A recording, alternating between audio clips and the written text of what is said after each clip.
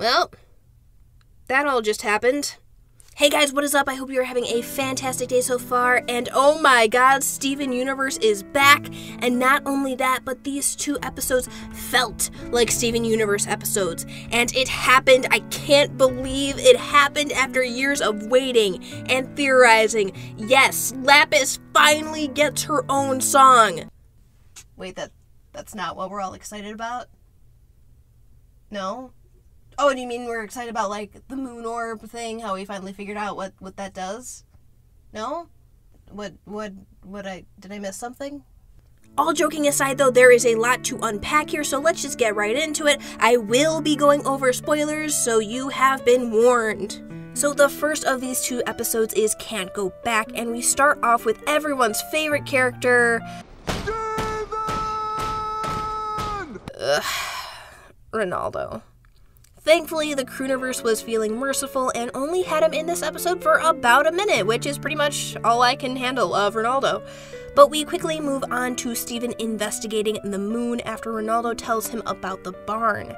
Steven goes looking for Lapis at the barn, but doesn't find her, so he returns to the moon base to see if she is there. Steven heads up the stairs to the mid-level room that we first saw in It Could Have Been Great, and we finally get to see what this orb does. But outside of finding out its purpose, we get a nice little moment here of Lapis. I don't know what it was, but something about seeing Lapis just observing Beach City humming a little song to herself, which, believe me, I will talk about that song in a little bit here. It was such a genuine and sweet moment. It's a moment where Lapis is alone and doesn't have her walls up. So this is really a glance at Lapis's true nature. It was a really sweet and genuine moment in the episode. But from here we get a conversation between Steven and Lapis, and can I just say how sad it is that Lapis seemed surprised when Steven said that he was happy to see her? I can't believe it! It's so good to see you again! Oh, really? Lapis thinks that everyone hates her. Despite this, we see that Lapis genuinely does care about Earth, Peridot, and the crystal gems. Since it is revealed that Lapis has been on the moon base, so she can observe and still feel close to the life that she had on Earth via the moon orb. Lapis can't let go of Earth. That's why she went to the moon. It was close enough so she could go back if she decided that she wanted to, and also offered her a way to still feel like she was on Earth by using the moon orb. Lapis actually shows Steven that she was watching everyone at Beach City. It's actually really heartbreaking to see Lapis care so much about her life on Earth, yet still can't make the decision to return. And a little side note here, I love that we got to see Peridot training with the crystal gems. It not only shows how Peridot's power has improved, but also how far her character has come and how she has built up her relationships with Garnet, Amethyst, and Pearl. Lapis then explains how lonely she felt to Steven and couldn't go through with completely leaving Earth behind. I couldn't stand not knowing what was going on. I'm still terrified of the diamonds coming to Earth, but I got just outside the Milky Way and I felt so lonely. Steven suggests that Lapis should return, and we hear Lapis admit her fears. What would Peridot say? What if the diamonds show up? What if something bad happens? Well, what if something good happens? And in this moment, we can see Lapis's past experiences affecting her. Lapis has suffered several traumatic experiences and understandably assumes the worst case scenario, but she never considers the positive aspects of returning back to Earth. So when Steven responds to her by saying, "What if something good happens?" Lapis is genuinely taken aback and also somewhat stunned by Steven's optimism, even laughing to herself. And then it happens! Lapis gets her first song of the show! It only took, 5 seasons over the course of about 4 years, but Lapis finally gets a song, and it did not disappoint. However, there are certain things in the next episode that kind of overshadows this song, and I will get to that in a little bit, but Lapis, they did you dirty. You finally get your song, and then it gets overshadowed by something else. But honestly, this is probably one of my favorite songs from the show. Jennifer Paz absolutely killed it in this song, and she even liked one of my tweets on Twitter, by the way, so follow me on Twitter, if you want to. Aside from the song itself sounding beautiful, huge props to Ivy and Sarashu there. I also loved how they incorporated the use of shadows versus the projection of Peridot and the other gems. It looks gorgeous, but also symbolizes how Lapis feels, like she doesn't belong, different, an outsider. Additionally, as Lapis sings, we see that the moon orb glitches when Lapis starts to sing about her fears, further emphasizing this symbolism and her feelings on not feeling like she belongs or can return to Earth. The song ends with Lapis looking at Peridot and the gems, and Peridot walking right through her while singing the line, "I couldn't understand how you could be so bold," which shows Lapis's admiration of Peridot and how much she has changed since coming to Earth. And then the song concludes on a somewhat positive note. Maybe I'm not alone.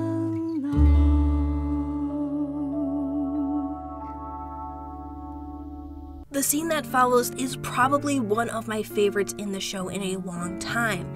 First, the backgrounds and colors look gorgeous. The image of Steven and Lapis just sitting there as the clouds pass by is so tranquil. And Lapis and Steven are just talking, a simple, genuine conversation between the two of them. And in this scene is where I really felt like this episode feels like a Steven Universe episode. You had a beautiful song, the great music, the gorgeous art, and now this moment here of Lapis and Steven talking. One of the things that I have always liked about Steven Universe is it likes to slow things down and take those quiet moments. Moments where you as the viewer feel like you are just there with these characters, just being a part of a casual conversation. And I loved where this conversation went. I loved how Lapis acknowledges how she overreacted about the diamonds, how she hurt Peridot, how she admits that she destroyed her own home. She says that she feels like she's trapped in a mirror again, but she's the one who put herself in it. She begins to feel like she is tired of running away and would rather be in danger with everyone else than safe and alone. And then when Steven suggests that she puts the barn on the beach so that they could be neighbors and that they should hang out more, we see Lapis smile at the thought of returning. When I go back. This is what I have wanted from Lapis's character for such a long time now, and it was so rewarding and satisfying to see it actually happen. And then the episode ends with Lapis returning to Earth with Steven and reuniting with Peridot and the rest of the crystal gems. Or that's what should have happened, but no. Steven falls asleep and we get a vision of yellow, blue, and pink diamond. Pink apparently wanting nothing more to do with Earth and arguing with Blue, but before Pink can speak, Blue cuts her off. Oh, I see what you did there, Crewniverse. Why must you do this to me? But Blue reassures Pink to carry out her role as a diamond and not to worry about the rebellion. Blue and Yellow leave, and why was Yellow even there? She just kind of stood there the whole time. I don't know, maybe she was moral support. But Pink is left alone in the room, and we see Pearl's shadow emerge from the wall.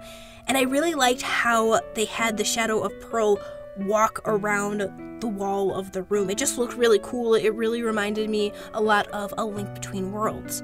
But we see Pearl stop behind Pink Diamond, draw Rose's sword, and then turns towards Steven. Steven gets startled and wakes up in the room he was in with Lapis. Lapis asks Steven what he dreamed about, and he tells Lapis that he had a dream about the diamonds. What? What are you talking about? Oh no. What does that mean? Are they coming? Oh, don't do this to me again, Lapis. Come on. What if they are? What if they're close? You had a song! Why else would you see them? Steven! Oh, don't do this to me again. Ugh! Lapis! You made so much progress in this episode! I'm leaving! You should be used to that by now. No. I don't know what I was thinking. I'm not like you and your friend, Steven. Don't do this to me, Lapis. Come on, not again. I can't just let go of what happened to me. I can't go through that again. No. Would you rather be alone? I'm sorry. So yes, Lapis leaves again. Now, Lapis has actually been one of my favorite characters, and it's been so frustrating watching her make progress in her character development only to leave shortly after. Something that does give me some hope here is that this is the first time we hear Lapis admit her wrongdoings and how she wants to change. Acknowledgement is the first step in changing. And honestly, I think this dream sequence was really just bad timing, at least in terms of Lapis's character development, because if Steven didn't have that dream, Lapis probably would have returned to Earth. so I wouldn't be surprised if the barn just shows up on the beach like Steven suggested. The episode ends with Lapis flying off and Steven turning to Lion asking him to take him to Pearl. So overall, I loved this episode. It had everything that I look for in a Steven Universe episode. A song, quiet moments, and lore. Honestly, after the previous batch of episodes, I was really not in the mood to cover Steven Universe, but Can't Go Back really got me back into the mood and made me remember why I love the show in the first place. While I am disappointed that Lapis ends up leaving again, I am happy that we finally got to see her admit to the things that she has done. While this may be wishful thinking on my part, I feel this is the last time we'll see Lapis taking off. And I also do love how Can't Go Back leads directly into the next episode, A Single Pale Rose. So without further delay, let's talk about what's probably the biggest episode in the series thus far. So like I said, this episode picks up where Can't Go Back left off. Steven is waiting for Pearl back at the temple, and Pearl and Amethyst eventually come, and Amethyst is trying to help Pearl learn how to use her phone. Now, as serious as this episode ends up being, it actually starts off pretty comedically. There's a joke in the beginning about Pearl pulling out a briefcase for her phone instead of just using a regular phone case. Amethyst leaves to grab a phone case from her room, and this gives Steven the opportunity to ask Pearl about Pink Diamond shattering. And like in Gemcation, Pearl cannot talk about the shattering. Her hands literally are keeping her from speaking. So after Amethyst returns with the phone case, Pearl just decides to put her phone away inside her gem. Steven later receives a text from Pearl saying that she cannot talk about Pink Diamond shattering. Steven hurries home to Pearl, and it's revealed that Pearl hadn't used her phone since she put it away in her gem. And as Pearl is trying to bring her phone back out, you can see in her face the realization about who has her phone. And once she realizes this, she sends Steven into her gem to retrieve it. It's from this moment that Pearl knows Steven is going to learn the truth about Pink Diamond. So Steven goes into Pearl's gem, and we see that there's actually a pearl inside Pearl's pearl. Now, the physical gem itself essentially stores the memories and data of everything a gem has experienced, so it actually kind of makes sense that the other pearls inside Pearl's pearl are linked to memories. And the pearl inside Pearl's pearl, has this gotten confusing yet, even says that other pearls further in are messes. The surface pearl is the most put together because she is dealing with simple organization. And really quick side note here, I like that Pearl keeps all of the phone numbers she has received, and we even see that she still has Mystery Girl's number, so that was a nice little callback. But as we see throughout the episode, the pearls further in are each affected by specific memories and events. What was she thinking? She can't have a baby. Well, this is awkward. What am I going to do when she disappears? We see Pearl after the war, and then of course we get the big reveal. Pearl was Rose Quartz the whole time. No, I'm just kidding, but we do see that Pearl shapeshifted into Rose to shatter Pink Diamond. But the revelations don't stop there. The last memory of Pearl that we see is the huge revelation that Rose Quartz was actually Pink Diamond. I can't exactly shatter myself. Now, if you follow me on Twitter, you probably saw me losing my mind, and yes, while I was surprised that Rose Quartz was Pink Diamond, I wasn't shocked. It's a theory that has always been around, and even though as the series went on it looked less likely, there was still evidence to support it. So I was more shocked that this ended up being the direction the show went rather than the actual revelation itself. I don't necessarily hate the fact that Rose Quartz was Pink Diamond. I guess I just wish that the show had a bigger twist, but the show is still ongoing, so I'll hold my judgment once the show concludes. The big thing that I want to talk about here is how Pearl got played by Rose, or Pink Diamond if you want to call her that now.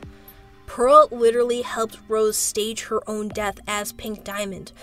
Pearl put herself on the line for Rose, and not only that, Rose then ordered her to be silent and not tell anyone. I never want to look back. So, for my last order to you as a diamond, please, let's never speak of this again. The other thing that we have to look at is that Rose literally started a war with herself so she didn't have to be in control of Earth as a diamond anymore. Gems risked their lives for Rose. Gems got shattered because of the war. Gems got corrupted after the war was over. Gem shards from soldiers got fused into the cluster. So many gems were killed or affected by this staged war that Rose created just because she didn't want to be a diamond. This is the most selfish thing. And when you look back at that scene from Jungle Moon with Pink throwing a tantrum about not getting a planet, and you look at what she did posing as Rose and starting this war so she could stop being a diamond, it honestly makes a lot of sense that this was the same character. Rose is not a good person. She acts selfishly and only considers what she wants. Lives were lost because of her. And when you think back to that Pearl who was standing on the battlefield, she realizes this and asks herself, why did I do it? We thought we'd won. There was a bright light and everyone was... Why did I do it? Rose made Pearl live with this the rest of her life without being able to tell anyone. And after all Pearl has done for Rose, what does she do? Runs off to date some college dropout who lives out of his van. Pearl literally puts so much on the line for Rose, and she has to live with what she did and the consequences of her actions for the rest of time. But not Rose. She decided to have a kid to dump all of her problems onto him. And then Pearl can't even tell him the story of his mom. Pearl is my favorite character in the show. She always has been. So to see her backstory and what she had to deal with because of Rose's actions makes me feel for her as a character even more. That shot of Pearl after Steven returns with her phone says so much. I wanted to tell you for so long. You can see the pain in her eyes, wanting to tell Steven so badly, but couldn't because of the order that Rose gave as a diamond. A single pale rose just made me love Pearl as a character even more. And while I'm not crazy about the reveal at this point in time, I'd be lying if I said I didn't enjoy the hell out of this episode. Similar to Can't Go Back, this episode felt like a Steven Universe episode, albeit a bit more intense. Regardless, Lapis and Pearl are my two favorite characters, so to see them both get an episode really made me happy. I am bummed that Lapis ended up taking off again, and I'm so heartbroken with everything that Pearl had to deal with. But I am so satisfied that I got to learn more about both of these characters. I know that my review for A Single Pale Rose was a bit shorter, but I am planning to do a discussion theory type video on that episode in particular, so I'm keeping the review a bit shorter so I could talk about the episode more in detail. But let me know, what did you guys think? Did you enjoy Can't Go Back and A Single Pale Rose? What did you think of Lapis's song?